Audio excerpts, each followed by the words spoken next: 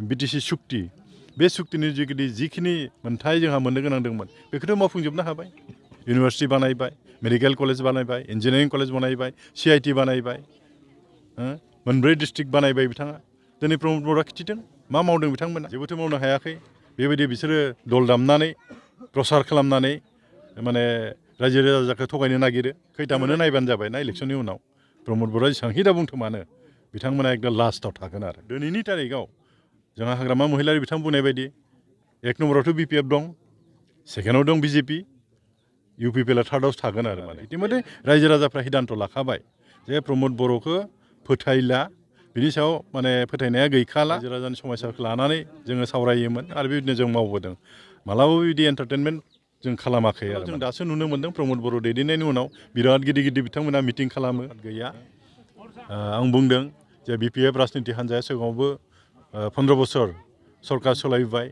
रायजो राजानि गांनाय उखैनाय जोंनि ओनसोलाव जिफोर जौगानाय खामानि मावनांगौमोन, जिफोर अनुस्थान प्रतिष्ठान लाबोनांगौमोन, BPF राजनिति हान्जानि दैदेननायावनो हाग्रामा महिलारि बिथांनि दैदेननायाव लाबोनाय जादों। आरो बेबायदिनो इयुननि समावबो जोङो जुदि रायजो राजाफ्रा जुदि जोंखौ आशीर्बाद खालामोब्ला, सहाय खालामोब्ला बिदिनो खामानि जों मावबोगोन आरो। आं खावलायगोन जोंनि पार्टि वार्कारफोरखौ, जोंनि रायजो राजाफोरखौ नोंथांमोना नार्भास जानो नाङा। बेखौथ' रायजो राजाफ्रा बिसार खालामगोन सोरनि दिनाव मा खामानि मावनाय जादों बेखौ रायजो राजा बिसार खालामगोन। दिनै जुदि कम्पेयार जुदि खालामोब्ला बे 5 बोसोर थांनाय बे 5 बोसोराव प्रमद बर' बिथां दैदेननायाव बिथांमोना मा मा खामानि मावदों जोंनि ओनसोलाव रायजो राजाफ्रा नुखाजोब्बाय। मोनसेबो बिथांमोना खामानि मावनो हायाखै। इभेन BTR एकर्डनि जुगिदि जिफोर दफाफोर दङमोन बिथांमोना प्रमान होदों बबे दफाखौ बिसोर खामानि मावफुंनो हाखो, जेबोथ' हायाखै। खिन्थु हाग्रामा महिलारि सुक्ति खालामना लाबोनाय जिथु दरखार गैया।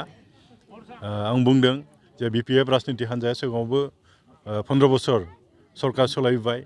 रायजो राजानि गांनाय उखैनाय जोंनि ओनसोलाव जिफोर जौगानाय खामानि मावनांगौमोन, जिफोर अनुस्थान प्रतिष्ठान लाबोनांगौमोन, BPF राजनिति हान्जानि दैदेननायावनो हाग्रामा महिलारि बिथांनि दैदेननायाव लाबोनाय जादों। आरो बेबायदिनो इयुननि समावबो जोङो जुदि रायजो राजाफ्रा जुदि जोंखौ आशीर्बाद खालामोब्ला, सहाय खालामोब्ला बिदिनो खामानि जों मावबोगोन आरो। आं खावलायगोन जोंनि पार्टि वार्कारफोरखौ, जोंनि रायजो राजाफोरखौ नोंथांमोना नार्भास जानो नाङा। बेखौथ' रायजो राजाफ्रा बिसार खालामगोन सोरनि दिनाव मा खामानि मावनाय जादों बेखौ रायजो राजा बिसार खालामगोन। दिनै जुदि कम्पेयार जुदि खालामोब्ला बे 5 बोसोर थांनाय बे 5 बोसोराव प्रमद बर' बिथां दैदेननायाव बिथांमोना मा मा खामानि मावदों जोंनि ओनसोलाव रायजो राजाफ्रा नुखाजोब्बाय। मोनसेबो बिथांमोना खामानि मावनो हायाखै। इभेन BTR एकर्डनि जुगिदि जिफोर दफाफोर दङमोन बिथांमोना प्रमान होदों बबे दफाखौ बिसोर खामानि मावफुंनो हाखो, जेबोथ' हायाखै।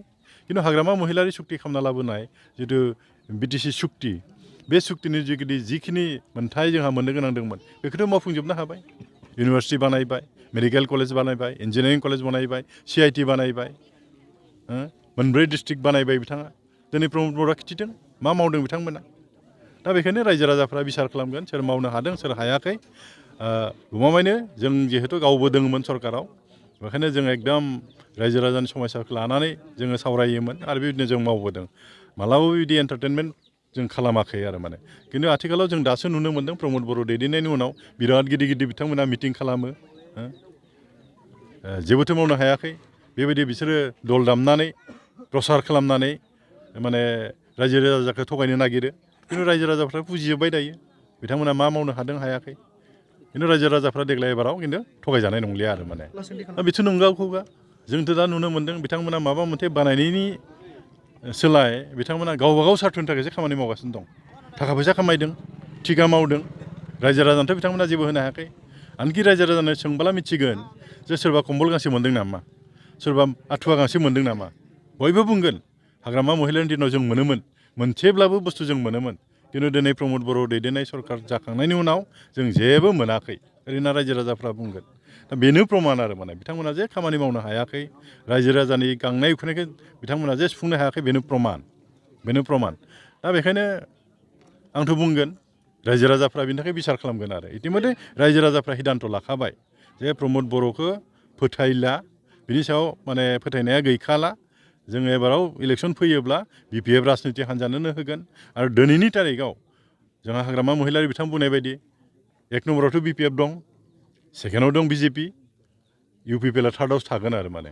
खैथा मोनो नायबानो जाबाय ना इलेक्सननि उनाव प्रमद बर'आ जेसेबांखि दा बुंथों मानो बिथांमोना एकदम लास्टआव थागोन आरो गावनि राजनैतिक लाभालाभनि थाखाय मालाबा बिदिनो बास्लायबाय थायो राजनितिक लिडारफ्रा बेखौनो जों नुनो मोनबोदों खिन्थु जोंहा BPF राजनिति हान्जानि सायावनो सम्पुर्ण फोथायनाय दं जोंथ' BPF राजनिति हान्जायावनो दं बेखायनो जोंनि पार्टि वार्कार रायजो